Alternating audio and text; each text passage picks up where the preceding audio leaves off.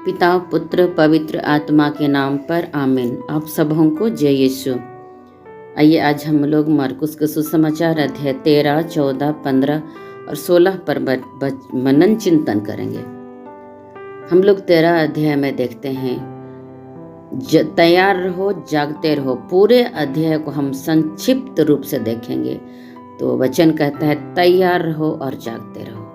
जिस तरह हम लोग वचन संख्या 35 से हम लोग देखेंगे, सावधान रहो, जागते रहो, क्योंकि तुम नहीं जानते कि वह समय कब आएगा। यह कुछ ऐसा है जैसे कोई मनुष्य विदेश चला गया हो, उसने अपना घर छोड़कर उसका भार अपने नौकरों को सौंप दिया हो, हर एक को उसके काम पर बता दिया हो और द्वारपाल को जागते रहने का आदेश दिया हो। तुम नहीं जानते कि घर का स्वामी कब आएगा, शाम को, आधी रात को, मुर्गे के बांग देते समय या भोर को। इसलिए जागते रहो, कहीं ऐसा न हो कि वह अचानक पहुंचकर तुम्हें सोता हुआ पाए। जो बात मैं तुम लोगों से कहता हूँ वही सबसे कहता हूँ, जागते रहो। प्यारे भाई बहनों, इस वचन में हम लोगों को कह रहा है हम नहीं जानते हैं कि हमारा समय और कितना बाकी है। इस दुनिया में बहुत बड़ी बड़ी विपत्ति से हम लोग गुजर रहे हैं। हम नहीं जानते कल क्या होने वाला है। वो समय शायद दूर नहीं है प्यारे भाई बहनों, जब हमको अपने प्रभु के सामने खड़ा होना पड़ेगा। क्या तैयार हैं? क्या आप ये सोच के बैठे हैं मुझे और 10 साल जीना है और 15 साल जीने के लिए मिलेगा? हम नहीं जानते, इसलिए बाइबल कहता है जीवन की क्षणभंगुरता मुझे सिखा, जिससे मुझे सद्बुद्धि आए। इसलिए पूरे विनाश के भविष्यवाणी और चेतावनी प्रभु दे रहे हैं। हमको और आपको तैयार रहना होगा। हम लोग देख रहे हैं वचन संख्या 36 में, कहीं ऐसा ना हो कि अचानक पहुंचकर तुम्हें सोता हुआ पाए। जो बात मैं तुम लोगों से कहता हूँ वही बात सबों से कहता हूँ। शिष्यों को समझा रहे हैं और हम सबों से कह रहे हैं। क्या कहते हैं प्रभु? जागते रहो। प्रियजनों, आप जागते हैं। बाइबल की भाषा में जागने का मतलब क्या है?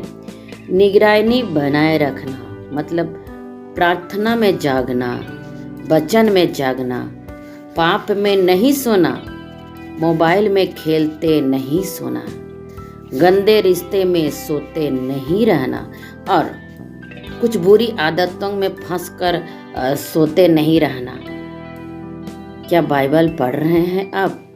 क्या आप तैयार कर रहे हैं जाने के लिए? अच्छा पाप स्वीकार कर रहे हैं? चारों ओर पूरी दुनिया में ऐसी विपत्ति आई हुई है जिसे कभी शायद पहले पूरी दुनिया ने कभी नहीं देखी होगी।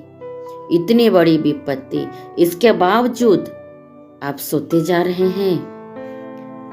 वचन कहता है ईसायाह नबी में, तुम्हारे चारों ओर आग लगी हुई है, फिर भी तुम्हें सद्बुद्धि नहीं, तुम सोते जा रहे हो। प्यार भाई बहनों, हम देखते हैं प्रभु का वचन कहता है वचन संख्या 31 में, आकाश और पृथ्वी टल जाए तो टल जाए, परंतु मेरे शब्द नहीं टलते हैं। प्रभु ने जो कहा है वो कभी नहीं टलेगा। और हम लोग देखते हैं पद संख्या 26 में कहता है, तुम लोग मानव पुत्र को अपार सामर्थ्य और महिमा के साथ बादलों पर आते हुए देखोगे। ये होगा। ये विपत्ति जो आज हम गुजर रहे हैं आने वाले का संकेत दे रहा है। इसलिए प्रभु आज हम लोगों को कहते हैं जागते रहो, प्रार्थना करो, पाप स्वीकार करो, वचन सुनो। प्यारे भाई बहनों, मैं इन दिनों जब प्रार्थना में बैठती हूँ तो कभी कभी बहुत दुख लगता है, क्योंकि चारों ओर पाप भरा हुआ है, फिर भी लोग आज निश्चिंत सोए हुए हैं। प्यारे भाई बहनों, चलिए हम लोग जागेंगे और प्रार्थना करेंगे अंतिम समय के लिए। हमारी बुलाहट कभी भी हो सकती है। हम नहीं सोचें कि आज नहीं मरेंगे, कल नहीं मरेंगे, पैसा जमा करेंगे और तब जब हम दुनियादारी में व्यस्त रहेंगे, कब प्रभु बुलाएगा हम लोग नहीं जानते हैं। जिस दिन हमारी मृत्यु होगी उसी दिन हमारे लिए दुनिया का अंत भी होगा।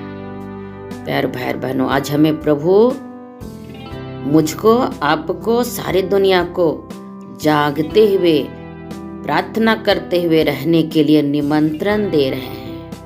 मैं भी आप लोगों को एक निमंत्रण दे रही हूँ कि आप भी जागते रहिए, वचन की सेवा के कार्य में आगे बढ़िए, अपनी आत्मा को सुंदर बनाने के लिए आगे बढ़िए, अपने परिवार को सुंदर बनाने के लिए आगे बढ़िए, प्रभु के राज्य को बनाए रखने के लिए आगे बढ़िए। प्यारे भाई बहनों, प्रभु का संदेश, जागते रहो और प्रार्थना करो ताकि तुम परीक्षा में ना पड़ो। परीक्षा आने के पहले हमें जागना है। जय यीशु।